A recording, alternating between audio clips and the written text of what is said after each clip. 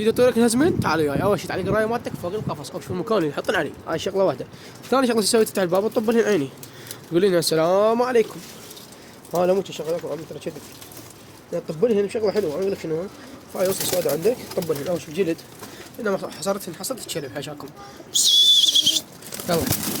يلا يلا شويه تاخذن دوشه برا البرز خرحن. علمك شلون خلي طيرك ينزمن. اليوم مقطعنا شلون طيرك تنزم. يسوي تلقى الحين هذا خرحن بيه. يسوي عشان نفتح الباب ونروح.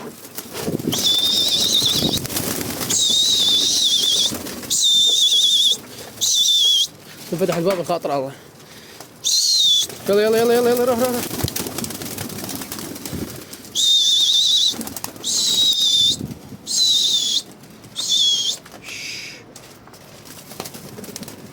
هذا بس يطلع يوم تطلع. يلا معود معود على ابوك كلاب خلصت كلاب ولا ابو امك. شوف والله ده بس ده والله ما سولف الجو يسولف. صارت على محمد راح قبل نزلني ثلاثه قام يخختن.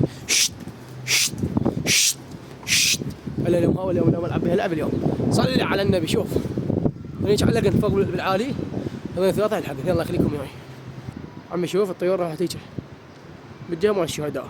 عايش تنزم عمي. تعلمت اخويا انا احب افيدك وتفيدني. تحياتي لكم.